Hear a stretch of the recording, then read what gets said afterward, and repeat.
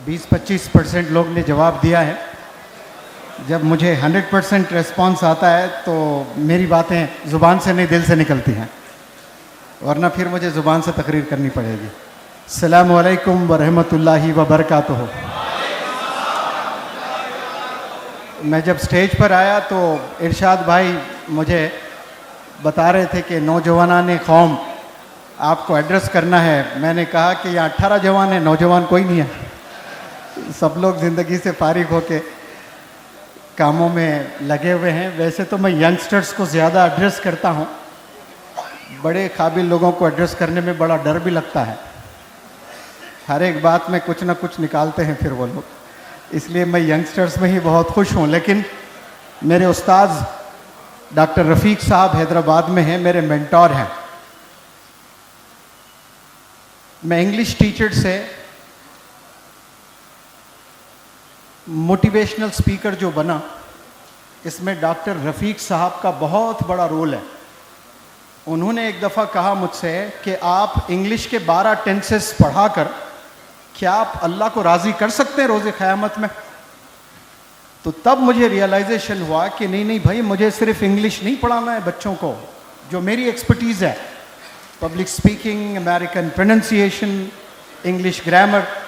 फिर मैंने सोचा कि मुझे लोगों की कैरेक्टर बिल्डिंग करनी है, पर्सनैलिटी डेवलप करना है, तो फिर मैं पर्सनैलिटी डेवलपमेंट ट्रेनर बना।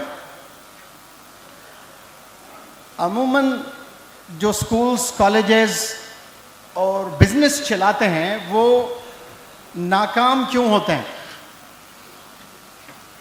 When they reach the culmination of success, they don't stay over there for long time, they fall down. ऐसा क्यों होता है? जब कामयाबी के बुलंदी पर जाते हैं तो वहाँ खड़े होने का हुनर नहीं होता है हमारे लोगों में, वहाँ से गिर जाते हैं। वो क्यों गिरते हैं? वो इसलिए गिरते हैं कि जब इंसान के पास पैसा आता है तो पैसा कभी तन्हा नहीं आता, वो पैसा हमेशा एरोगेंस को साथ में लेकर आता है, गुरूर को साथ में लेकर आता है। और जो इंसान गुरूर से चलता है ज़मीन पर, वो इंसान कभी बुलंदी पर रुक नहीं सकता, खड़े नहीं हो सकता ज़्यादा देर के लिए, उसने गिरना तय है। इसीलिए मैं अक्सर पेरेंट्स या बिजनेस एंटरप्रेन्योर्स को एड्रेस करता हूं तो बताता हूं कि आप भले कितने भी ऊंचाई पर गए होंगे, अपने ज़िंदगी में एक उस्ताद को आपने रखना है, एक मेंटोर को। अगर आपका कोई मेंटोर नहीं है, आपका कोई शेख नहीं है, तो मेरी बात लिख लें, फिर शैतान आपका उस्ताद बन गया, क्योंकि आप खुले हो, तन्हा हो, आपका कोई शेख नहीं है, आपका कोई मेंटोर नहीं है। आपके 50 इंस्टीट्यूट्स हो सकते हैं, इंडिया में आपके 100 इंस्टीट्यूट्स हो सकते हैं, इंडिया में आपके 1000 ब्रांचेस हो सकते हैं। बिजनेस एंटरप्रेन्योर्स को मैं एड्रेस कर रहा हूं अभी, लेकिन आपका कोई मेंटोर नहीं है, तो फिर आप समझ जाएं कि आपको लीड कौन कर रहा है? आपको शैतान लीड कर रहा है। अभी मैं इरशाद भाई से कह रहा था कि भाई मैं ऊपर हूं और मेरे उस्ताद नीचे हैं। डॉक्टर रफ़ीक साहब के बाद वैसी पर्सनैलिटी मैं आप में देखा, माशाअल्लाह। आकर हाथ मिलाया, बोसा लिया पेशानी पर, क्योंकि मैं आपके साथ काम किया, देखा कैसा काम कर रहे थे। तो आप जितने भी कामयाब लोग हैं, जो भी रेस्पेक्टिव फील्ड में, वो एक शेख से बैत हो जाएं। आप लोग एक मेंटोर बनाएं। ज़रूरी नहीं कि वो आलिम दीन ही हो, वो बंदे में डिसिप्लिन है, वो बंदे में विजन है, वो बंदे में इक्वालिटी है, वो बंदे में जस्टिस है। ये जो मैंने क्वालिटीज़ बोले हैं ना, ये क्वालिटीज़ अगर किसी में है तो आप उसको उस्ताद बना लीजिए। उसमें अगर इक्वालिटी है, सबको बराबर देखने का नज़रिया उसके पास में है, और अदल करने का जज्बा उसके पास में है, लोगों को जोड़ने का जज्बा उसमें है, तोड़ने का नहीं, जोड़ने का जज्बा उसमें है, तो आपने उसको उस्ताद मान लेना चाहिए, उसके अंडर काम करना चाहिए। भले आप ज़्यादा इंटेलिजेंट हैं, आपके पास नॉलेज ज़्यादा है, आपके पास इल्म ज़्यादा है, हर एतबार में आप ज़्यादा ही हो आपके उस्ताद से, जिनको आपने उस्ताद माना, लेकिन वो आपको रोके रखेंगे। बहुत सारी जगह आपको बताएंगे कि दुनिया गलत किया है, ऐसा नहीं करना है आपने। अब चूंकि अशरफ साहब ने मुझे कहा कि इंस्टीट्यूशंस के हेड्स आए हैं यहाँ पर, तो मैं कुछ डूज और कुछ डोंट्स इंशाल्लाह मेरे तजुर्बे से रखूँगा आप लोग के पास में, क्योंकि कुरान मजीद में अल्लाह ताला ने सिर्फ डूज कमांड्स नहीं किए कि आपने ये करना है नहीं कहा, उसके साथ ये नहीं करना है ये भी बताया। और उसी तरह आप सल्लल्लाहु अलैहि वसल्लम ने सिर्फ हमें ऐसी हिदायतों से नहीं नवाजा कि आपने सिर्फ ये चीज़ें करनी है, आपने बाकायदा हमें बताया कि आपने ये चीज़ें नहीं भी करनी है। तो वो कुछ डूज और कुछ डोंट्स बताऊंगा, फिर मैं इंशाअल्लाह मैनेजमेंट के तमाम जिम्मेदारान यहाँ जमा हैं, तो मैं एक चीज़ ज़रूर आप लोग के इल्म में ले आना चाहता हूँ, 2 सवाल करके। पहला सवाल, दुनिया की सबसे सस्ती कार का नाम बोलें तो मुझे यकीन है आपकी ज़ुबान पर वो नाम ज़रूर आएगा। टाटा की नैनो कार जो 1 लाख रुपए में बना करती थी। अगर मैं आपसे अभी पूछूं कि सबसे महंगी कार कौन सी है तो आप नहीं बता सकते। With each passing day wonderful cars are emerging, नए नए कार्स आते जा रहे हैं, कस्टमाइज्ड, वो 100 करोड़ की भी हो सकती है। लेकिन 1 लाख वाली जो नैनो कार है और वो 100 करोड़ वाली कस्टमाइज कार है, दोनों में क्या सिमिलैरिटी है? अगर मैं देखता हूं तो उसमें भी 4 व्हील्स है, 4 पहिए हैं, और इसमें भी 4 व्हील्स है। 100 करोड़ वाली कार में दोनों में भी 4 व्हील्स है। अब ये 4 व्हील्स नैनो कार में भी है, 4 व्हील्स कस्टमाइज्ड रोल्स रॉयस में भी है। तो a car is run on 4 wheels. इस नतीजे पे पहुंचता हूं मैं, a car is run on 4 wheels and similarly schools are also run on 4 wheels. एक जो स्कूल होता है वो 4 पहिए 4 व्हील्स पर चलता है।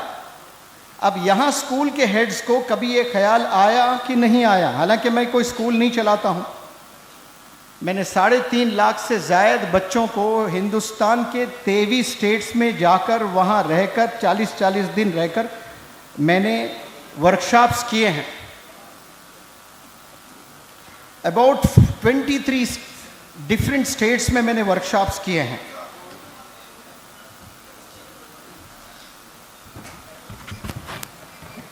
मोहतरम सलीम अहमद साहब जो चीफ विप हैं, उनको मैं सना ग्रुप ऑफ इंस्टीट्यूशंस के जानिब से वेलकम करता हूँ, खुश आमदीद कहता हूँ जनाब सलीम अहमद साहब को।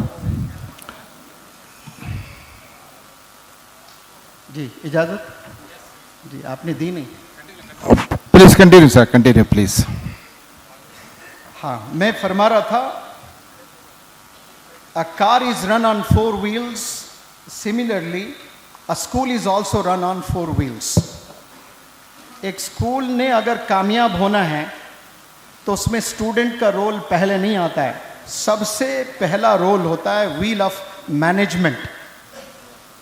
मैनेजमेंट अगर विजनरी है, पैशनेट है, कंपैशनेट है और डिटरमिन्ड है तो फिर वो स्कूल चला सकते हैं। अगर मैनेजमेंट में विजन नहीं है, डिटर्मिनेशन, अज़्म नहीं है और पैशन नहीं है, जुनून नहीं है, तो फिर वो स्कूल नहीं चला सकते हैं। वो बराए नाम स्कूल चलाएंगे, स्कूल से कोई लीडर्स नहीं आएंगे। सिर्फ हमारे स्कूल में 10th में 80 बच्चे में 80 बच्चे फर्स्ट क्लास कामयाब हुए, ये कोई बहुत बड़ी कामयाबी नहीं है। आपने लीडर्स नहीं बनाए, आपने विजनरी इंडिविजुअल्स नहीं बनाए, आपने एक हुनर सिखाया उन्हें एग्ज़ाम पास होने का, बस वो नहीं चाहिए। Things are totally change now. Visionary determined individuals हमने पैदा करना है स्कूल से। भले वो मैथ में 70 मार्क्स ले आ रहे हैं लेकिन वो कल का ममदानी बन सकता है। वो विजन उसमें होना चाहिए, वो डिटर्मिनेशन उसमें होना चाहिए, वो जुर्रत वो बच्चों में होना चाहिए। 70 मार्क्स लाए लेकिन बच्चे में विजन है, बच्चे में कॉन्फिडेंस है, बच्चे में पब्लिक स्पीकिंग स्किल्स है, तो वो कल का लीडर बनेगा जाकर। फ़कत 99% लाने वाला ही लीडर बने ये ज़रूरी नहीं है। तो ये मिशन और विजन, डिटर्मिनेशन अगर मैनेजमेंट में नहीं है तो वो स्कूल से लीडर्स पैदा नहीं होने वाले हैं। अब ये कंपैशन होना भी ज़रूरी है। कंपैशन यानी हमदर्दी। किसके साथ मैनेजमेंट ने हमदर्दी करनी है? मैनेजमेंट ने हमदर्दी करनी है अपने टीचर से। स्टूडेंट्स की तो बात ही नहीं कर रहा हूं मैं अभी, अपने टीचर से हमदर्दी करना है। एक स्कूल का मैं नाम लूं तो आप लोग को शायद पसंद नहीं आएगा कि फलाने स्कूल की तारीफ कर रहे हैं, तो स्कूल के बगैर नाम लिए मैं आप लोग के इल्म में बात ले आना चाहता हूं। मैं 40 दिन के वर्कशॉप्स करता हूं। ऐसे ही एक स्कूल में गया, मैं 40 दिन रहा वहां। कम से कम 300 टीचर्स को मैंने पढ़ाया इन हाउस रहकर। 300 टीचर्स में कई सारे टीचर्स से मैंने इंटरेक्शन किया है। और रेस्ट ऑफ द स्कूल्स में जो जाकर मैं वर्कशॉप्स किया करता था, वहां मैनेजमेंट की शिकायतें, गीबतें सुनता रहता था मैं। वो पहला इदारा था जिसमें एक भी टीचर एक दफा भी मैनेजमेंट की शिकायत नहीं कर रहे। मैं ताजुब किया, आई वाज स्पीचलेस। ऐसा हो कैसे सकता है? एक मुसलमान बंदा स्कूल चला रहा है और उसके खिलाफ कोई शिकायत नहीं है, टीचर कोई शिकायत नहीं कर रहा है, कोई गिबत नहीं कर रहा है। बड़ी अजीब क्यूरियोसिटी डेवलप हुई मुझ में। फिर मैं इंडिविजुअल से पूछता गया कि भाई आप लोग इतना फिदा क्यों हैं मैनेजमेंट पर? आप सुने जवाब एक एक, कैसा जवाब आ रहा है। वो टेक होम है आप लोग का, आपने ये चीज़ करना है इंशाल्लाह। एक टीचर को बुलाया, पूछा भाई आप इतने एडमायरर क्यों हैं इस मैनेजमेंट के हेड से? तो उस बंदे ने बताया कि सर मैं एक दफ़ा लीव अप्लाई किया था, मुझे 3 दिन की छुट्टी चाहिए, मेरी माँ का आँख का ऑपरेशन है। तो मैनेजमेंट हेड ने मुझे बुलाकर 25,000 रुपये देकर आपकी अम्मी का ऑपरेशन कराइए, सैलरी में से 2-2 हज़ार हम कट करेंगे आपके, लीव इज़ ग्रांटेड। फिर एक टीचर को बुलाया, पूछा मैं ऐसा ही कि क्यों इतना फिदा है आप अपने मैनेजमेंट से? तो उस बंदे ने कहा कि मैं मेरी बहन की शादी के लिए 1 हफ्ते की छुट्टी मांगी थी, तो मैनेजमेंट के हेड ने बुलाकर 1 लाख रुपए मुझे देकर महीना आप 2-2 हज़ार आपके सैलरी से कटेंगे, ये 1 लाख रुपए रखिएगा आप। एक बंदा स्कूल नहीं आ रहा था, टीचर, उसको बुलाकर पूछा मैनेजमेंट आप इतने छुट्टियां क्यों ले रहे हैं? नहीं मेरी भाई बहुत परेशान कर रहा है मेरे वालिदैन को, और वालिदैन बहुत परेशान हो रहे मेरे भाई की वजह से, उसका बिजनेस कुछ लॉस हो गया है, वो बीवी बच्चों को पढ़ा नहीं पा रहा है, इसलिए मैं भी डिस्टर्ब्ड हूँ, मैं आ नहीं पा रहा हूँ।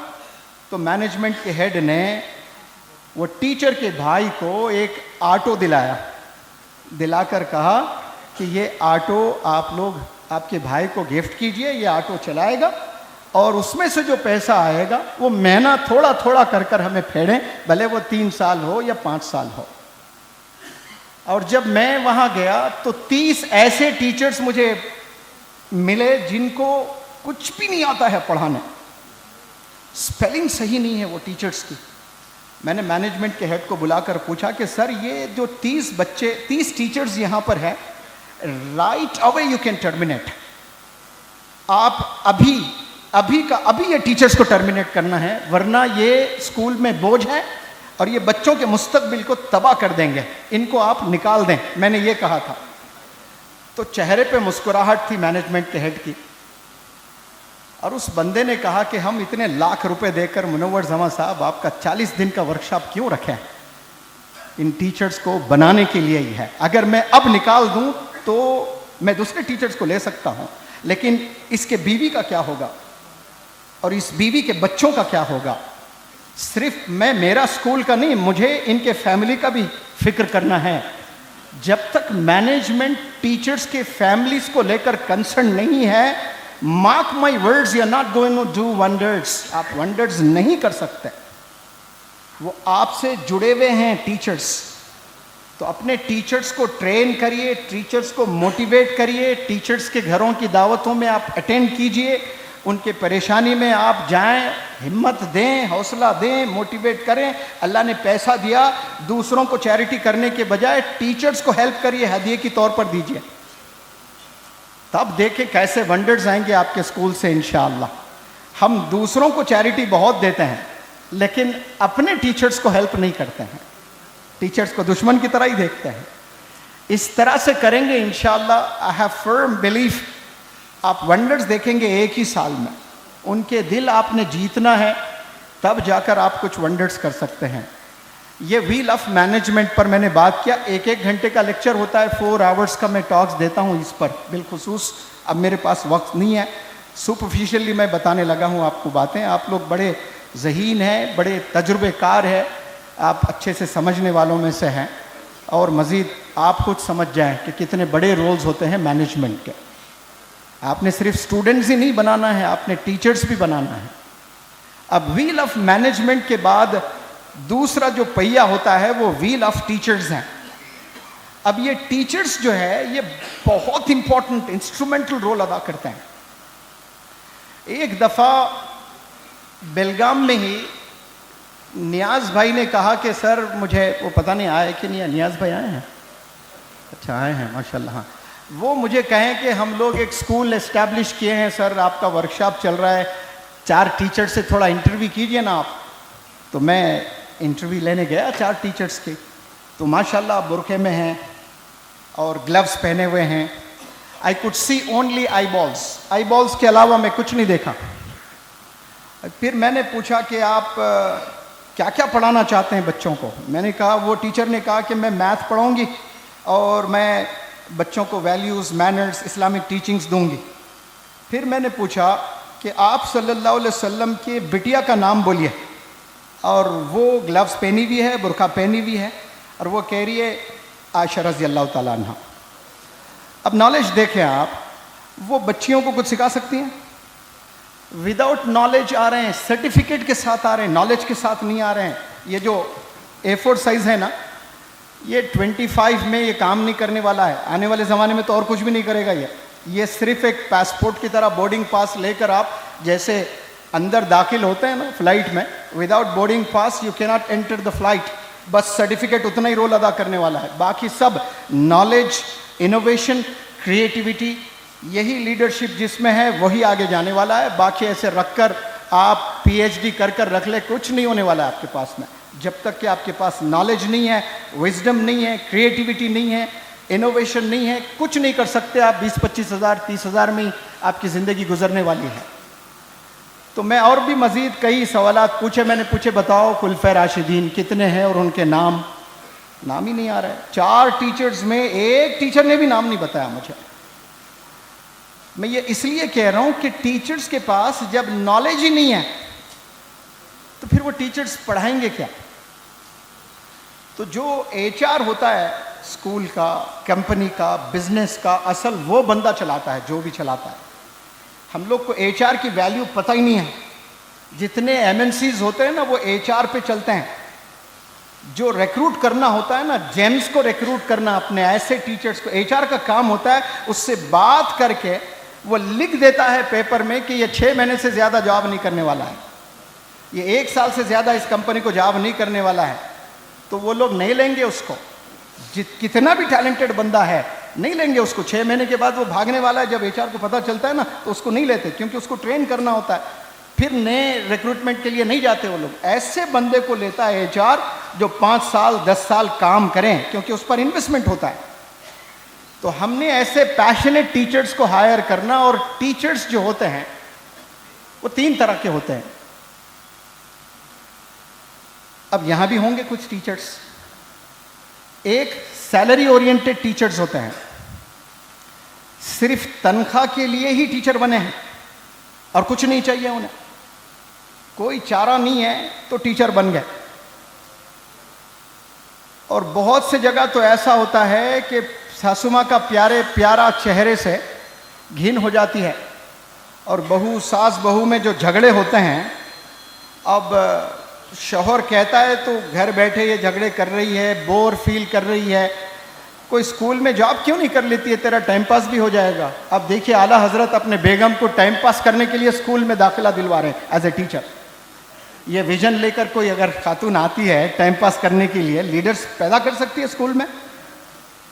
कुर्बानियाँ देने के लिए आना है, टाइम पास करने के लिए नहीं आना है। 50% मैं समझता हूँ सिर्फ पैसों के लिए ही कोई चारा नहीं है। और वो जॉब करने के लिए आ जाते हैं। विजन नहीं है, पैशन नहीं है, डिटर्मिनेशन नहीं है, मेथडोलॉजी क्या चीज़ नहीं पता। आज से 10 साल पहले जो अंदाज में आप पढ़ा रहे थे आज भी वैसा ही पढ़ा रहे होते हैं टीचर्स, कोई चेंज नहीं। हालांकि मोबाइल में सॉफ्टवेयर इतने दफ़ा अपडेट करते हैं, हम लोग अपडेट करते जाते हैं, लेकिन एक एक दफ़ा जब जब भी आपने अपडेट किया हमने सोचना कि हम अपडेट हो रहे हैं कि नहीं हो रहे हैं। स्मार्टफोन हम यूज़ कर रहे हैं, हम स्मार्ट बन रहे हैं कि नहीं बन रहे हैं। तो ये टीचर्स अपडेट करना, मेथडोलॉजीज चेंजेस ले आना, बच्चों का जहन चेंज हो गया। आज हर चीज़ चैट जीपीटी में है, टीचर्स की ज़रूरत भी नहीं है, उससे ज़्यादा इन्फॉर्मेशन बच्चा चैट जीपीटी से निकाल लेगा। इससे वक्त में आप मेथडोलॉजी होना चाहिए आपको। और ये चैट जीपीटी, ये ऑनलाइन, इससे आप इन्फॉर्मेशन ले सकते हैं और वो इन्फॉर्मेशन में कभी बरकत नहीं रहती, याद रखें। इतने रील्स देखे आप, इन्फॉर्मेटिव रील्स। अगर मैं आपको अब पूछूं कि कोई 10 बताएं आपने क्या सीखा सोशल मीडिया से, ज़ुबान पर नहीं आएंगी वो चीज़ें, सब फिज़ा में चले गई हैं। लेकिन आप लोगों से पूछूं कि 40 साल पहले आपके मैथ टीचर क्या कहा करते थे, अभी तक स्टोर है ये, क्योंकि ये अल्लाह का निज़ाम है। अल्लाह ने जब दुनिया को बनाना था सिर्फ किताब को नहीं भेजा, अल्लाह ने टीचर को भी भेजा है। जब तक टीचर और किताब नहीं होते हैं तो हम वंडर्स नहीं कर सकते हैं। तो ये सिर्फ चैट जीपीटी से ही बच्चे नहीं सीख सकते हैं, टीचर का होना बहुत ज़रूरी। तो ऐसे सूरत में टीचर को कंपैशनेट होना, डिटरमिन्ड होना बहुत ज़रूरी है। और ये जो सैलरी ओरिएंटेड मैंने कहा, ये तबका बहुत ज़्यादा है। दूसरे जो टीचर्स होते हैं वो सिलेबस ओरिएंटेड टीचर्स, यानी उनका सिलेबस ख़त्म हो गया तो ऐसा जैसा इज़राइल और फ़लस्तीन को मिला दिए हैं, बस ख़त्म, they are done with the job, nothing is left now. ऐसा बस आज़ाद हो जाते हैं कि मैंने सिलेबस ख़त्म कर दिया। अब उन्हें दर्द नहीं है कि बच्चे समझे हैं कि नहीं समझे हैं सब्जेक्ट, बच्चे डिलीवर करने लायक बने हैं कि नहीं बने हैं।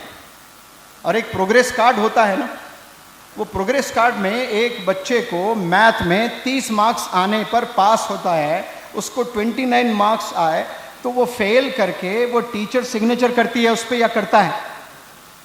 तो वो सिर्फ सिग्नेचर नहीं है, वो आप सिग्नेचर दैट स्पीक्स, वो सिग्नेचर बोलता है कि ये मैं जिम्मेदार हूं इसके फेल होने का, क्योंकि मैं साइन कर रहा हूं यहां पर। प्रोग्रेस का मतलब क्या हुआ भाई, डिफाइन करो कोई प्रोग्रेस को। इंप्रूवमेंट को बोलते हैं प्रोग्रेस। और बच्चे में कोई इंप्रूवमेंट नहीं है तो फिर टीचर्स क्या कर रहे हैं, मैनेजमेंट क्या कर रहा है। अगर उसको 27 मार्क्स आए, नेक्स्ट एग्जाम में 28 तो आना ही चाहिए उसको, उसको ही प्रोग्रेस कहते हैं, उसी को इंप्रूवमेंट कहते हैं। एक बच्चा 4th स्टैंडर्ड में, उसको मैथ्स से फोबिया था, 100 में कभी 20 से ज़्यादा मार्क्स नहीं आते थे उसको 3rd स्टैंडर्ड में, और वो 10वीं जमात का इम्तिहान लिखने जा रहा है तब भी उसको 20 मार्क्स से आ रहे हैं। तो 7 साल टीचर्स और मैनेजमेंट ने क्या किया भाई, फिर फेल होने के लिए 7 साल लगना बच्चे को, फेल होने के लिए कुछ ज़रूरत ही नहीं, स्कूल जाने की भी ज़रूरत नहीं, आप सिर्फ एग्जाम में जाएं, बैठे, हॉल टिकट नंबर लिख कर आ जाएं, आप फेल हुए। आप 7 साल गए स्कूल, टीचर्स को पता ये मैथ्स में वीक, मैनेजमेंट को पता ये मैथ्स में वीक। 7 साल तक ना मैनेजमेंट के पास सोल्यूशन है, 7 साल तक ना टीचर्स के पास कोई सोल्यूशन है। तो ये सोचना बहुत ज़रूरी है। मैं 20 को 80 करने को नहीं बोल रहा हूँ, जो बच्चा 20 ले आ रहा है ना उसको 30 ले आइए, ये रिमार्केबल ट्रांसफॉर्मेशन है उस बच्चे में। ये ट्रांसफॉर्मेशन बच्चों में लाने की जिम्मेदारी टीचर्स की भी है और मैनेजमेंट की भी है। वक्त बहुत कम है इसलिए जल्दी जल्दी आगे बढ़ता हूँ। जो तीसरे टाइप के टीचर है ये असल टीचर्स होते हैं, ये रिजल्ट ओरिएंटेड टीचर्स हैं। इन्हें सैलरी भी चाहिए, ये सिलेबस भी कंप्लीट करते हैं, लेकिन ये रिजल्ट प्रोड्यूस करते हैं। अब मुझे बताएं, इदारे का नाम नहीं लेता हूं मैं, एक मैथ का लेक्चरर है 12वीं जमात में, वो पढ़ा रहा है, उसकी सैलरी एवरेज कितनी होती है आप लोग बताएं, एवरेज बताएं, कोई भी एक छोटे कॉलेज में कोई बोल पाएंगे? हाँ जी, 25,000, 30,000। एक ऐसे लेक्चरर को जानता हूं मैं, 12वीं जमात के बच्चों को मैथ्स पढ़ाता है, सालाना उसका पैकेज है 5 CR, 5 करोड़। कितना है? 5 करोड़। और ऐसे बहुत से लेक्चरर्स को जानता हूँ, मैं 50,000 भी नहीं बना रहे, और उसके मैथ के फार्मूले में इसके मैथ के फार्मूले में कुछ चेंजेस है कि वही है a+b², दोनों का सेम है, दोनों के पास वही सर्टिफिकेट है भाई, MSc M.Ed करे हुए हैं, वही सर्टिफिकेट है, ये 5 करोड़ बना रहा है, ये 50,000 ही बना रहा है, दोनों में क्या फ़र्क है फिर? वो रिजल्ट ओरिएंटेड टीचर है, वो चैलेंज लेता है कि मुझे बच्चों को दीजिए, मैं ऐसे ही पढ़ा दूंगा मैथ्स को। उसके पास पैशन है, उसके पास मेथडोलॉजी है, उसके पास एक्सपीरियंस है, उसके पास एक्सपर्टीज़ है, उसके पास एनर्जी है, उसके पास एंथुजियाज्म है। ये क्वालिटीज़ होना सिर्फ MSc M.Ed करने से नहीं बनते हैं। अभी जो मैंने कुछ वर्ड्स बोले हैं ना इंग्लिश में, ये क्वालिटीज़, एनर्जी, एंथुजियाज्म, एक्सपर्टीज़, ये चीज़ें जब आ जाते हैं ना टीचर्स में, तो वो फिर जैसा रोनाल्डो फुटबॉल खेलता है, मैथ्स टीचर वैसा मैथ पढ़ाता है। जैसा विराट कोहली क्रिकेट खेलता है मज़े लेकर, वो मैथ फिजिक्स वाले भी वैसे मज़े लेकर पढ़ाते हैं, तब जाकर वो रिजल्ट्स ले आ रहे हैं ऐसे। You are suppose to get into the profundity of the subjects, आप तय में जाना उसमें। एक दफ़ा इरशाद भाई के होटल के स्टाफ को पढ़ाने में गोवा गया था, तो इरशाद भाई बोले, गोवा आए आप, बीच नहीं देखना चाह रहे हैं सर? मैंने कहा एक कंडीशन पे देखूंगा इरशाद भाई, बीच, कोई भी इंसान नहीं होना चाहिए बीच पे। वो हंसे, ऐसे कैसे पॉसिबल होता है गोवा में बीच और कोई इंसान ना हो, लेकिन बड़े पॉजिटिव है। वो बोले सर मैं ट्राई करता हूँ, एक बीच है, आप वहाँ जाएँ, गोरे ही नज़र आएंगे, लेकिन सुबह 4-5 बजे जाए वो गोरे भी नज़र नहीं आएंगे इंशाल्लाह। तो बड़ी महंगी होटल में रुका है मुझे, तो 4 बजे उठा, मैं उठकर गया, कोई बीच पर नज़र नहीं आया, अकेला तन्हा, बहुत दूर कोई गोरी चमड़ी नज़र आई थी एक। अब वहाँ बैठा मैं, कभी आसमान को, कभी रेत, कभी समंदर को देखता रहा। फिर समंदर से मैंने 3 चीज़ें सीखी। नंबर 1, समंदर की गहराई को हम मेजर नहीं कर सकते हैं, साइंस कर सकती है लेकिन इंसान नहीं कर सकता है। तो समंदर से हमने सीखना है, इन डेप्थ नॉलेज एक्वायर करना है हमने। पास होने के लिए सब्जेक्ट्स नहीं सीखने, हमने सर्टिफिकेट हासिल करने के लिए सब्जेक्ट नहीं सीखना है। कोई भी सब्जेक्ट आप सीख रहे हो, you are suppose to get into the depth of the subject. समंदर से मैंने ये सीखा कि जो गहराई होती है ना समंदर में, इन डेप्थ नॉलेज एक्वायर करना हमने। फिर इसी तरह जो टाइड्स चलते हैं समंदर में, वैसे हमने अपना गोल बनाकर एफर्ट्स लगाते रहना है, कंसिस्टेंटली लगाते रहना है। जैसे सांस हमेशा चलती रहती है, कभी रुकती नहीं, और दिल से बड़ा वफादार कोई है ही नहीं। पैदाइश से लेकर मरने तक दिल चलता ही रहता है। जिस दिन रुकता है तभी खौम पड़ेगी, इन्ना लिल्लाहि व इन्ना इलैहि राजिऊन। लेकिन दिल वेंटिलेटर पे भी चल रहा है आपका दिल। ऐसे एफर्ट्स लगाना है गोल सेट करने के बाद। जो समंदर की लहरें चलती हैं, वैसा हमने एफर्ट्स लगाने हैं मंजिल तक पहुंचने के लिए। और तीसरा जो मैंने समंदर से सीखा, कभी समंदर बहुत खामोश हो जाता है, एकदम शांत हो जाता है। ऐसे ज़िंदगी में बहुत से चैलेंजेस आते हैं, बहुत से चैलेंजेस। अभी ताज़ा इरशाद भाई से 10 साल के बाद मिला तो पीछे जाके बैठा ताकि कुछ बातें करूं। बड़े ख़ास दोस्त है, नहीं बोलना चाहिए ख़ास, क्योंकि ख़ास दोस्त से 10 साल दूरी नहीं होती है, लेकिन वो मसरूफ़ अपने काम में, मैं मसरूफ़ अपने काम में। तो मैं बता रहा था कि ये खूब चैलेंजेस हैं सर लाइफ में मेरे, अरशद भाई बता रहे थे। तो फिर मैंने बोला हाँ, अब मुझे लग रहा है कि आप काम कर रहे हैं। जो काम करता है उसी के ज़िंदगी में एलिगेशंस लगते हैं उसको, और चैलेंजेस आते हैं। जो घर में एहतिकाफ़ करके नियत लगा के बैठते हैं, उनको कोई चैलेंजेस नहीं आते। तो ये एफर्ट्स लगाना, और जब चैलेंजेस आते हैं, जब आपने शांत हो जाना, जैसे कुछ वक्त समंदर शांत हो जाता है, तो ये चीज़ आपने सीखना है। बहरहाल कहाँ से कहाँ चला गया पता ही नहीं चल रहा मुझे। तीसरी टॉपिक मैंने बताई, रिजल्ट ओरिएंटेड टीचर्स, ये बहुत ज़रूरी है। एक टीचर को इस तरह से पढ़ाना है जैसे विराट कोहली क्रिकेट खेलते हुए एंजॉय करता है, रोनाल्डो फुटबॉल खेलते हुए एंजॉय करता है, वैसे टीचर्स को इतना मज़ा आना चाहिए पढ़ाते वक्त में।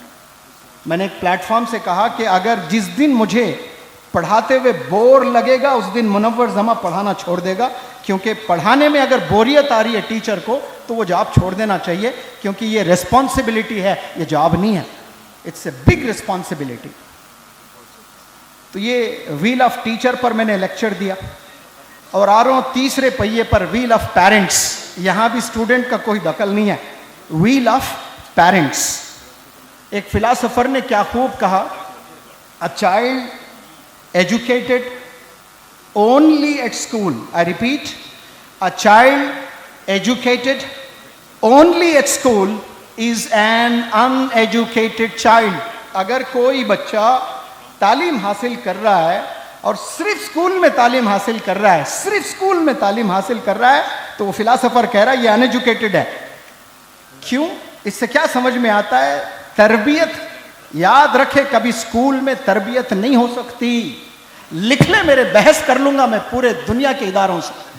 स्कूल में तरबियत नहीं होती है, तरबियत वालिदैन करते हैं और वालिदैन करना चाहिए।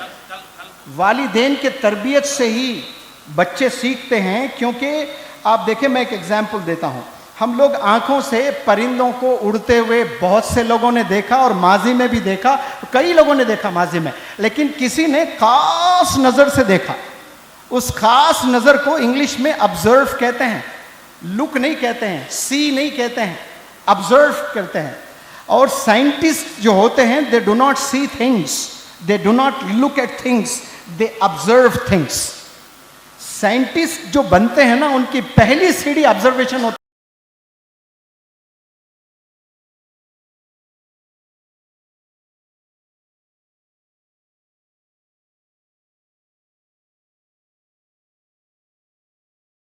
पहले 2 साल तक ना बच्चा मुंह से बात करता है, एक लफ्ज नहीं बोलता है, तो फिर करता क्या है? वो अपनी आंखों से अपने माँ बाप को देखता है, कानों से उनकी लैंग्वेज सुनता है, उनका बिहेवियर आंखों से देखता है। 7 साल, पहले 7 साल में बच्चा जो सीखता है वो 70% सीखता है, बाकी 30% वो टीचर्स, वो शेख, वो उलमा, वो अब्दाल, कहीं भी जाएं वो 30% है। पहला 7 साल में 70% उसका कैरेक्टर, उसके ब्लड में, उसके डीएनए में सब आ गया है। इसीलिए parents, they play very instrumental role. वो गाली दे रहे हैं तो समझ जाएं कि ये बच्चे के दिमाग में जाकर स्टोर हो चुका है, वो लेयर वाइज बन जाते हैं वो चीज़ें। वो शौहर बीवी को मार रहा है, हस्बैंड अपने वाइफ को मार रहा है, वो देखने वाले कौन है? वो छोटे छोटे मासूम बच्चे देख रहे हैं। एक दफ़ा एनुअल डे चल रहा था स्कूल का, तो एक स्किड, एक प्रोग्राम चल रहा था, उसमें मदर और फादर का रोल करना था, एक बच्चे को एक बच्ची को, छोटे बच्चियां थे। तो अनफॉर्चुनेटली वो जो फादर वाला बच्चा था, रोल करना था जिसे छोटा सा, वो नहीं आया, उसकी तबीयत खराब थी, तो किसी और को लाकर खड़ा कर दिया, you play the role of father. तो उसमें कुछ कॉन्वर्सेशन है, उसको याद दिला दिया गया और वो बोलते हुए झगड़ा करना था, उसने एक तमाचा लगाया और वो रोल में नहीं था। वो लड़की रोने लगी, टीचर्स बुलाकर पूछे ऐसा क्यों किया उसने? नहीं, घर में मेरे अब्बा मारते हैं ना अम्मी को। तो मैंने सोचा कि ये टाइम ऐसा रिएक्ट करना है मुझे। तो जो देखते हो आप, वही रिएक्ट करता है बच्चा। तो ये बहुत ज़रूरी है, ये स्कूल्स, कॉलेजेस, यूनिवर्सिटीज़ में भेज रहे हैं, ये तो ज़रूरी है भेजना, लेकिन सबसे बड़ी जो यूनिवर्सिटी है वो आपका घर है। और वो यूनिवर्सिटी के वाइस चांसलर कौन है? वो आपके माँ बाप है बच्चे के। ये दोनों जितना सिखा सकते हैं, दुनिया के तमाम टीचर्स मिलकर नहीं सिखा सकते। ये दो अगर जिम्मेदारी ले लें, बहुत आगे जा सकते हैं। मैं एक मिसाल मेरी ही देता हूं। मेरी दादी, ए के बाद बी लिखने नहीं आता था, बी के बाद सी लिखने नहीं आता था, कोई चीज़ पढ़ने नहीं आता था। When I was in 10th standard, among 40 students in my class, I was 25th rank student. मुझसे 25 बच्चे अच्छा पढ़ते थे और 55%, कभी 60% मुझे आते थे। एग्ज़ाम से 3 महीने पहले, एग्जैक्टली मुझे याद है, 3 महीने पहले मेरी दादी 3 बजे जगाती थी रात में और 6 बजे तक 3 घंटे एक कमरे में मुझे बिठाती थी, और वो दादी का चेयर सामने और मैं इधर, बस 3 घंटे मुझे पढ़ाई करनी थी। और वो जो 3 घंटे में पढ़ाई करता था, उसमें बीच में न जाने कितने नींद के गलबे आते थे। तो दादी बाहर ले जाती थी, कहती थी कि थोड़ा चहल पहल करें, and splash some water over your face. अंग्रेजी में नहीं बोलती थी, उर्दू में। थोड़ा पानी मार लीजिए चेहरे पे, तो थोड़ा पानी मारता चेहरे पे, फिर पढ़ाई करता। 3 घंटे रोज़ाना बिताता था मैं। फिर 6 बजे फजर की अजान होती, नमाज पढ़ता, फिर मैथ ट्यूशन के लिए जाता। ऐसा बराबर 3 महीने मेरे दादी ने मेरे साथ किया। 90 दिन, 90 डेज, 90 इंटू 3 कितने बोले? 270 hours my grand mother spent with me. She woke up with the lark. अंग्रेजी में एक फ्रेज है, वेक up with the lark, LARK, lark, ये चिड़िया का नाम है। सबसे पहले जागने वाला परिंदा जिसका नाम है लार्क। एक कहावत है मशहूर के Jews wake up with the lark.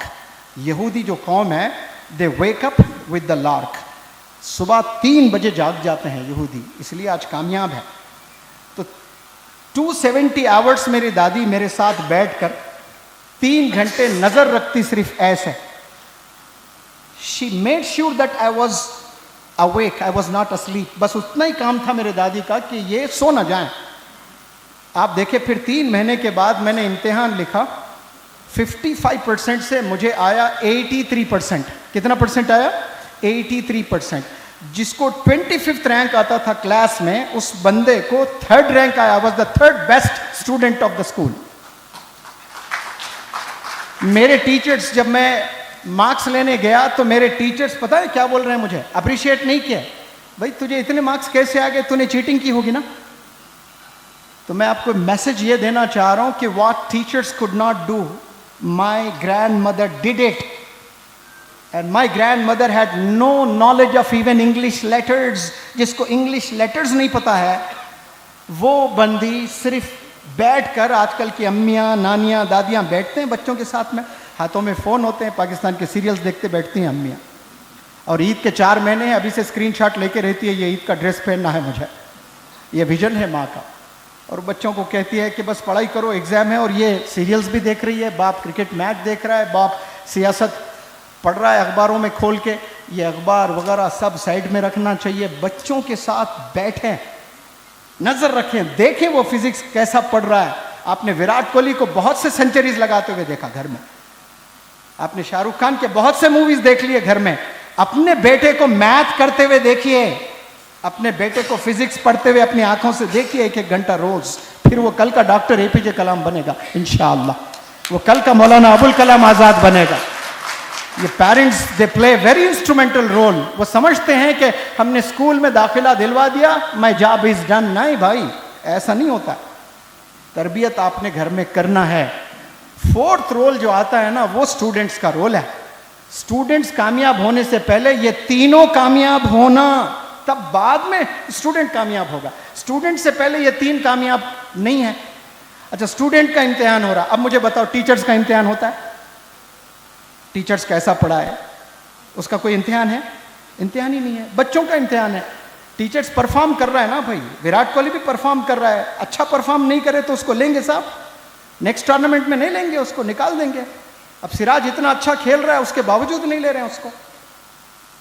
तो टीचर्स का भी इम्तिहान होना चाहिए।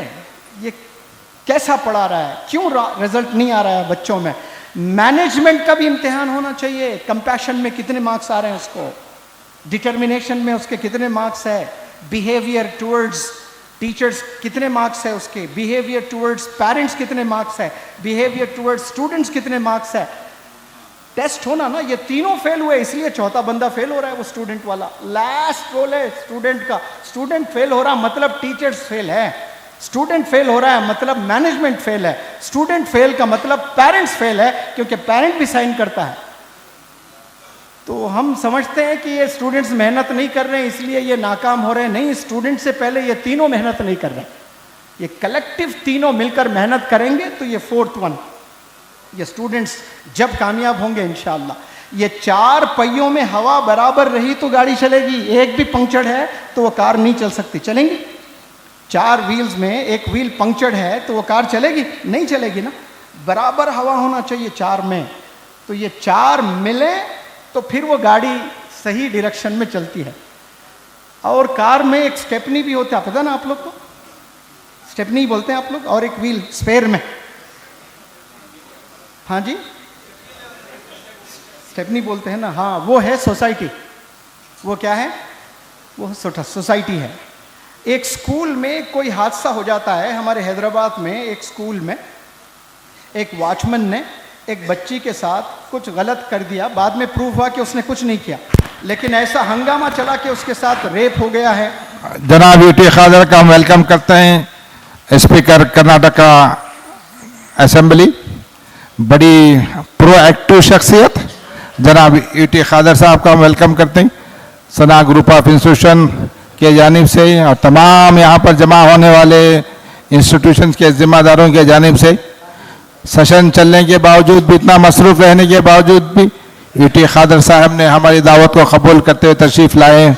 बहुत बहुत शुक्रिया, जज़ाकल्लाह खैर यूटी खादर साहब। हाँ जी, चले मैं मेरी बात खत्म करता हूँ, और भी मजीद पर्सनैलिटी बात करनी है। Continue please. मैंने माजिरत चाहा मैं, इसलिए कि इतने मैनेजमेंट हेड शायद फिर ज़िंदगी में नहीं मिलेंगे मुझे, लकीली मिल गए हैं, तो मैं सारी चीज़ें रख रहा हूँ और मुझे यकीन है कि आपको कुछ अच्छा भी लग रहा होगा। टू द पॉइंट तो बात कर रहा हूँ ना मैं, या हवा में दूसरी बातें कर रहा हूँ? मैं रोल्स को डिफाइन कर रहा हूँ, क्या रोल्स होना चाहिए। 4 रोल्स मैंने डिफाइन कर दिए। स्टूडेंट पे तो बहुत लेक्चर देना होता है, वक्त नहीं है, जैसे मैं टीचर्स, पेरेंट्स, मैनेजमेंट पे दिया, कभी स्टूडेंट पे बात कर लूँगा इंशाअल्लाह। स्टूडेंट कभी ये तीनों मिलकर काम करेंगे तो स्टूडेंट्स काम करेंगे। बाकी जो 10% रिजल्ट ला रहे हैं ना टीचर्स, जो स्टूडेंट्स वंडर्स करते हैं, not because of the teachers, not because of the parents, not because of the management, उनमें वो चिंगारी है, वो खुद कर रहे हैं, उनको अच्छे टीचर्स मिल रहे हैं, अच्छा मैनेजमेंट मिल रहा है, लेकिन 90% उनके एफर्ट्स है, इसलिए वो लोग कर रहे हैं। बहरहाल जो 5th पॉइंट में कह रहा हूँ, एक स्कूल में एक वॉचमैन पे रेप केस का एलिगेशन लग गया था। अब वहाँ की कौम आकर स्कूल को तोड़म पाड़ क्या क्या कर दिए हैं, सब चीज़ें स्कूल को बर्बाद कर दिया। भाई एक बंदा एक घर बनाने के लिए सर के बाल चले जाते हैं उसके, वो घर नहीं बना सकता, 2 BHK का घर नहीं बना सकता, 40 साल से जॉब कर रहा है, और कोई बंदा एक बेहतरीन स्कूल कायम किया मोहल्ले में, तो वो स्कूल उस बंदे का नहीं है।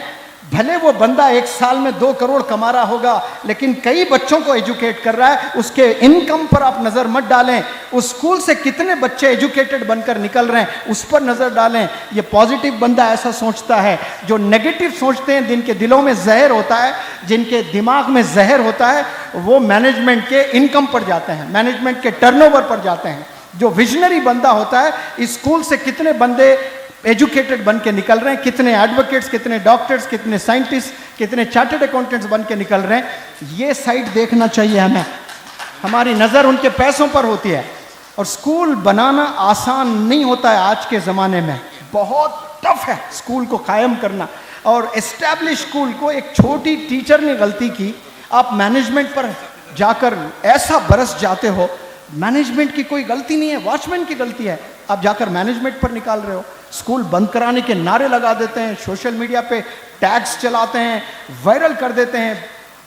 वो हमारे कौम के बच्चों के लिए स्कूल है, तो वो जो ऐसे सिचुएशन में मोहल्ले वाले आकर स्कूल मैनेजमेंट को साथ देना चाहिए, उनके खिलाफ नहीं खड़े होना है, वहाँ साथ देना है। जब हमसे कोई गलती होती है तो हम चाहते कि लोग आए हम पर थूकें, कभी नहीं चाहेंगे हम, तो हम भी दूसरों के साथ ऐसे ही करना चाहिए, उसको बचाने की कोशिश करना है। क्यों? क्योंकि वो उस बंदे को नहीं बचा रहे हम, उस इदारे को बचा रहे हैं। वो इदारा बनाना आसान नहीं होता है। एस्टैब्लिश्ड स्कूल्स में जो खामियां हैं वहाँ मदद करने की कोशिश करें।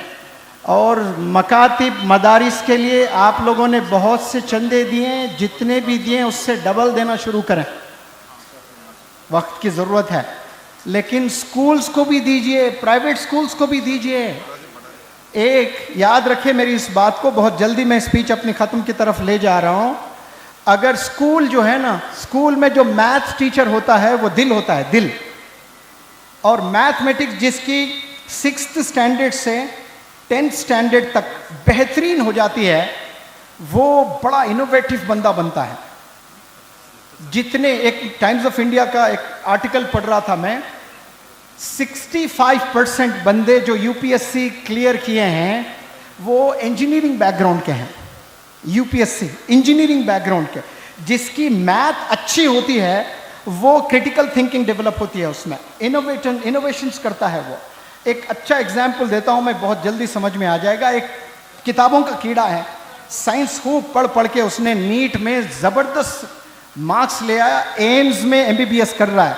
उसके बाद क्या बनेगा? वो सर्जन बनेगा, कैबिन कन्फाइंड डॉक्टर बनेगा। फिर से मैं रिपीट करता हूं, कैबिन कन्फाइंड डॉक्टर, उसकी जिंदगी कैबिन में गुजरेगी। और एक बंदा 6th में वो ठान लिया कि मुझे डॉक्टर बनना है, लेकिन वो मैथ्स का बड़ा एक्सपर्ट है, मैथ का कीड़ा है।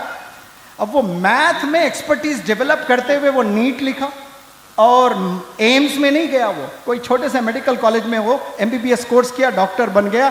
अब वो कैबिन कन्फाइंड नहीं रहेगा, वो बंदा हॉस्पिटल्स बनाने वाला बनेगा, क्योंकि उसकी क्रिटिकल थिंकिंग डेवलप हो जाती है उसमें। तो आप अपने बच्चों को मैथ जबरदस्त सिखाइए, भले वो एडवोकेट क्यों ना बने फ्यूचर में, वो टीचर क्यों ना बने, वो पॉलिटिशियन क्यों ना बने, वो बिजनेसमैन क्यों ना बने। एक बंदे का बिजनेस है जो 10 करोड़ कमा रहा है ना, 10 साल के बाद भी वो 10 करोड़ ही बनाता रहेगा, क्योंकि उसकी मैथ अच्छी नहीं है। वो 10 करोड़ मेहनत करके बनाया। अगर उसकी मैथ 6 से 10 तक अच्छी होती तो वो 10 करोड़ से 100 करोड़ आसानी से बना लेता है। वो थिंकिंग डेवलप होती है मैथ से। आप फ्यूचर में कुछ भी बने बच्चे, हर स्कूल के बच्चे की मैथ बेहतरीन होनी चाहिए। अब इसके लिए पेरेंट्स ज्यादा पैसे दें, मैनेजमेंट को बोलें कि भाई आप बेहतरीन मैथ टीचर लाए, हम सब लोग 500-500 रुपए एक्स्ट्रा देंगे, 2 लाख सैलरी वाला मैथ टीचर ले आओ।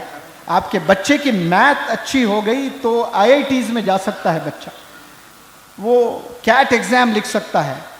कैट ऐसा बेहतरीन एग्जाम जो MBA पढ़ाई होती है, IIMs में जो पढ़ता है MBA, उसकी सैलरी 5-5 लाख से शुरू हो जाती है। वो एक कागज़ दें, MBA करने के बाद आपके बिजनेस को 10 करोड़ से 100 करोड़ आप 50 पॉइंट्स लिख कर देगा, ये 50 SOPs पे आप चलिए, नेक्स्ट 3 इयर्स में आपका 100 करोड़ का बिजनेस होगा। वो कौला बच्चा MBA का, उसको कुछ भी एक्सपीरियंस नहीं है, ऐसी नॉलेज गेन कर लेता है। लेकिन कहाँ, जब वो IIMs में पढ़ता है, और 19 कॉलेजेस है IIMs इंडिया के, वहाँ कोई मुसलमान कौम के बच्चे दिखते नहीं। कैट का फुल फॉर्म नहीं मालूम होता है उनको, कॉमन एप्टीट्यूड टेस्ट जो ग्रेजुएशन के बाद लिखा जाता है। ये मैनेजमेंट विजन देना बच्चों को, पेरेंट्स को, अच्छे करियर गाइडेंस के जो बंदे हैं उन्हें बुलाना, दिखाना विजन, तो वो बच्चे बहुत आगे जा सकते हैं। वक्त की बहुत कमी है, फिर कभी मैं इंशाल्लाह बेलगाम भी आऊँगा, हुबली भी आऊँगा, लेक्चर्स दूंगा। जज़ाकुमुल्लाह खैर।